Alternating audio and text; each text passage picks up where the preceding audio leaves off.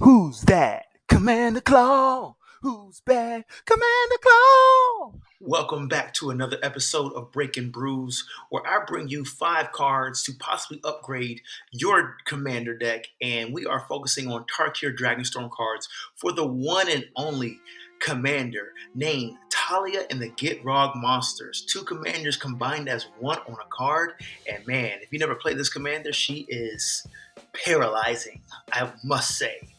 Very paralyzing.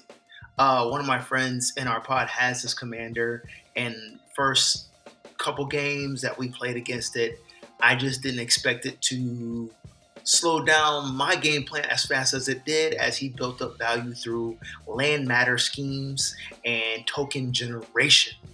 Yeah. And for all those who played Thalia and the Gitrog Monster as your commander, feel free to share in the comments cards that you do suggest to help other deck builders improve their deck with this commander. But without further ado, let me read the commander's abilities, then I'll get right into the card upgrades that are probably going to be great for shutting down abilities, combat focused, and value engines that are in the form of enchantments. Let's get started. Okay, she cost 1 in Abzan, 4/4 body, legendary human frog horror. Okay, look out for that creature type in other cards. Anyways, they have first strike, death touch. You may play an additional land on each of your turns. Creatures and non-basic lands your opponents control enter the battlefield tapped. Whenever Thalia and the Gitrog Monster attacks, sack a creature or a land, then draw a card. Okay, let me unpack this for you. I'm definitely talking to new players, but older players, feel free to share your experience with this card. So when you play with this commander, you're adding an additional land on your turn, right? So you got an additional land drop that eventually you can possibly sack on a attack trigger, generating you a card value. But what players usually do, they have cards like Crucible of Worlds, where it's an artifact that you can play lands from your graveyard.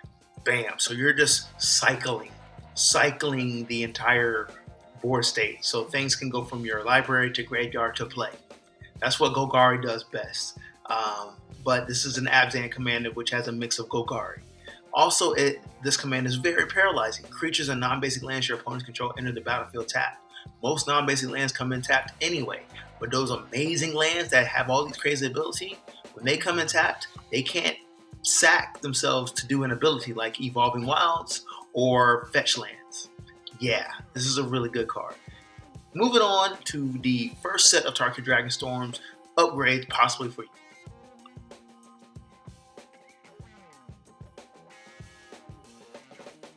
So I'm really excited to bring you this card because I do not think it's highlighted enough.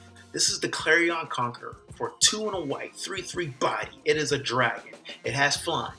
But it says, activated abilities of artifacts, creatures, and planeswalkers can't be activated. Okay, so let's talk about activated abilities. When you tap a elf or any other mana dork for mana, that is an activated ability. Clarion Conqueror, this dragon, shuts that off. The reason why I'm telling you that, because you'll see other hate-bearing effects that say activated abilities can't be activated unless it's a mana ability. Right? You've seen that, especially on those red hate-bearing cards. However, this says activated abilities of artifacts and creatures and planeswalkers can't be activated. So that includes mana abilities. Also, there's only 2 cards that shut out planeswalkers abilities that specifically say planeswalkers. This is one of them, and Mythos of Vaktos, I believe that's the card. I'm going to try to add it somewhere on the screen. If not, it'll probably be in the comment section. This is a really good card, underestimated. Feel free to add it. Moving on to the next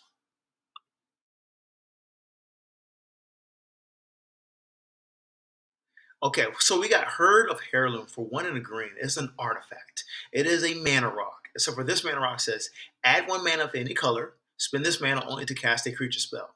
No biggie. We're going to use this to cast Gitrog and Thalia. Thalia and the Gitrog.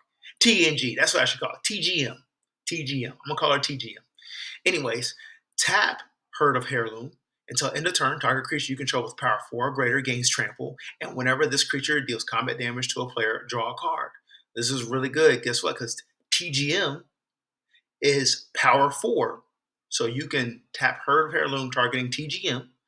Not only will it have First Strike and Death Touch, it will have Trample. And guess what? Most likely you will be getting through to deal damage and you'll be able to draw a card. And that's on top of its I'm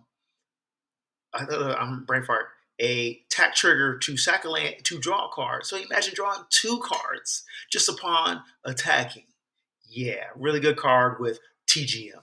Moving on to the next card. Now, first of all, these new enchantments in the Tarkir Dragonstorm set are very good because they are low CMC. That is power creep all day. But what this one does, I really want to focus it only on one thing. Let me talk about it. Hollow Merc Siege for Golgari, black and green, is an enchantment. It says, as this enchantment enters, choose Sultai or Abzan. Sultai, whenever a counter is put on a creature you control, draw a card. Okay, cool. Not bad. This ability triggers only once each turn. Abzan, whenever you attack, put a +1/+1 counter on target attacking creature. It gains menace until end of turn. So we can, on turn 2, drop this early and, heck, focus on our combat with TGM. And what? She goes from a 4/4 to a 5/5 with First Strike, Death Touch, and Menace. Are you kidding me? Upon the other set of stuff going on with her. This is a really good card. Play it on curve. Turn 2, turn 3, TGM on turn 4, attack on turn 5.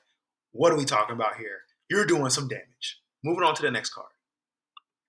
So if you made it this far in the video to watch Starry Eyed Skyrider, I want to thank you because I think this is a sleeper in the set. It is an uncommon that nobody has talked about on the videos yet. Let me show you.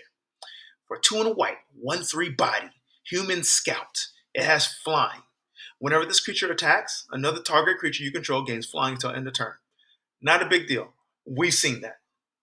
But it has attacking tokens you control have flying. So why this will work in the TGM deck is because players usually have Scoot Swarm and they make a bunch of insects and Scoot Swarm gets out of hand. Most of the time, opponents can't handle 40 something Scoot Swarms and an overrun effect, whatever.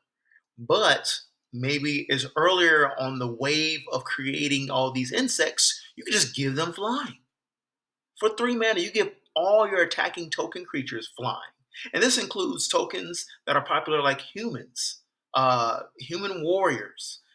There's so many human warriors created in white creatures or white enchantments that just gives them flying for 3 mana, and it's a 1/3 body that can be sit there and chilling.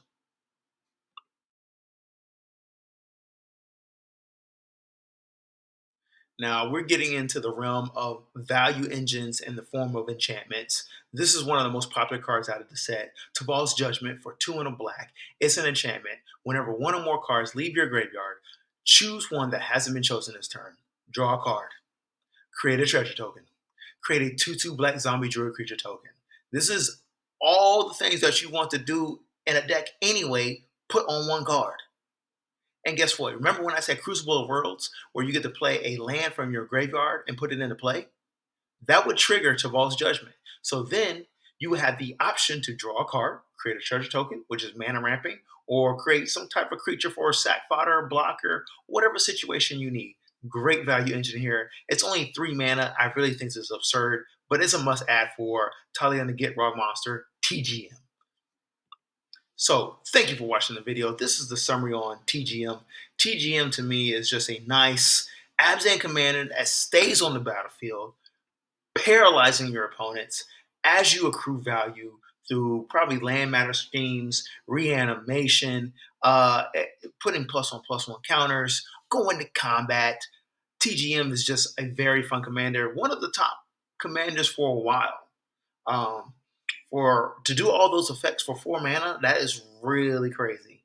Um, I think it's also good because it teaches players to get comfortable with using their graveyard, milling, and putting stuff onto the battlefield with powerful cards and building your value. Very open-ended commander. There's so many spells that you can add to the deck and go in any direction. It's just one of those things where it can encourage decision paralysis because you can do so many things. But at least it has a direction, and you're going to attack and take out your opponent. Yes, very fun commander. Thank you for watching the video. I'm out. Peace.